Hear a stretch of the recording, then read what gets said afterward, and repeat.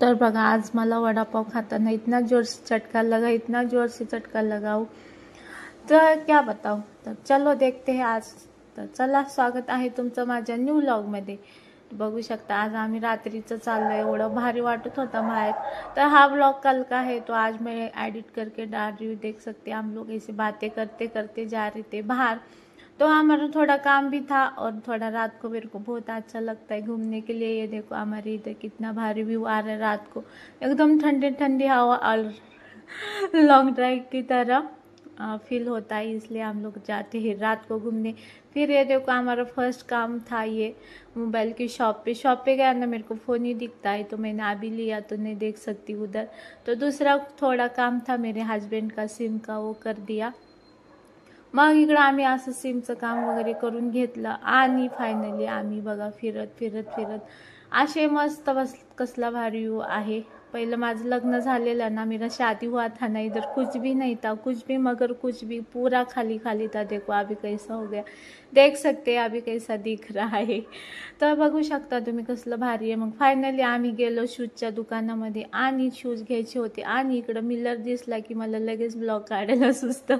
मग मी इकडं असं मस्त हातामध्येच पिशवी अडकवलेली आणि मग मला आज घ्यायचं होतं, पण आमच्या अहोला शूजचं एवढं वेळ आहे, उनको जूते का इतना शौक है, बाप रे बहुत जूते लेते हो, बहुत बहुत। और उधर हमारे कोल्हापुर की शान है वो, मतलब महाराष्ट्र की कोल्हापुरी चप्पल वो देख रहे थे मगर लिया नहीं, बाद में देखेंगे, पहले मेरे लड़की के लिए लेते हैं। ये देखो ये है ना, माझ्या मुलीला आहे ना आताच घेतलं होतं, स्कूल चालू झालं तर लगेच छोटा पडायला लागला, मग तिचे पाय दुखते ना, म्हणून आम्ही गेलो होतो तिच्यासाठी शूज घ्यायला। मेरी लड़की के लिए छोटी वाली को शूज़ लेने गए। फिर हमने ये देखो फायनली पॅरागॉन का ये शूज चॉईस केलं आणि मग फायनली घेऊन झालेलं बघा। तिकडे ते रेट करत होते, पण तिकडे फिक्स रेट होता, किती पण घ्या, कौन-सा कुछ भी लो फिक्स रेट। तो फिर हमको ये मिला शूज 600 में, सिर्फ 10 रुपीज़ कम।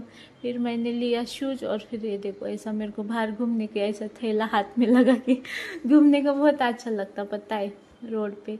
तर आहो आमचे पुढं पुढंच असतात माहिती का, आगे आगे रहते हो।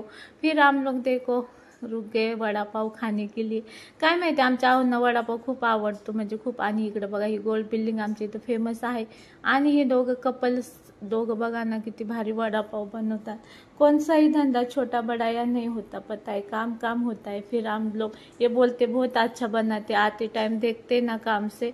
फिर मेरे को इतना जोर से चटका लगा, काय सांगू, खूप मोठा जोरात चटका लागला, म्हणजे नाही का आमच्या आहो गरम गरम कसं खातात काय माहिती। मग मला ते बोलत होते बाहेर फूक मार, म्हणजे नाही, ते बघा कसे गरम गरम खातात, मला तो खूप जोरात चटका लागला। मग मी सोडून दिलो आणि आम्ही आलो घरा। आमच्या सासूबाईंनी बघा इकडे नागदिवे पण पुजले होते।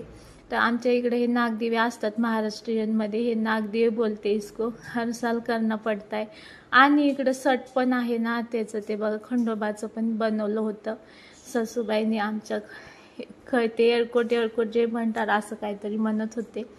आणि फाइनली मग मी माझ्या मुलीला गेले आणायला, मेरी लड़की का क्लास का भी टाइम था। फिर नागदेव पूज के लगे पैर पड़ के हम लोग गए। हमारे महाराष्ट्र की खूप, म्हणजे आपल्या महाराष्ट्रात किती छान छान आहे ना असं सगळं, नागदिवे परत सट वगैरे असते ना खंडोबाची, मग ते होतं आज आमच्या इथं। आणि मग बघा माझ्या सासूबाईंना असं मस्त बेत बनवला होता, पुरणपोळी बघा, आमटी, भजे, पापड। मग आम्ही असं मस्त जेवलो ना, आमच्या सासूबाई पुरणपोळी एकच नंबर बनवतात, काय सांगू तुम्हाला, एकदम सॉफ्ट सॉफ्ट असं, एक खोटानेच तुटायला पाहिजे, बघू शकता। हे अशा माझ्या सासूबाईंनी पुरणपोळ्या, मी फक्त आयतं ताव मारला आणि जेवण झाल्यावर पहिलं साडी काढली आणि साडीमध्ये मला एवढं भारी वाटतं ना, मी बघ देखो मैं किस भी कर दिया मेरी गाउन को, तो बहुत किसने बनाया क्या पता, तो मैंने गाउन को किस किया, बहुत कंफर्टेबल लगता गाउन में, पता है बघा। मग जेवण झाल्यावर मस्त असं ब्लॉगचा एंड केला। तर आजचा व्लॉग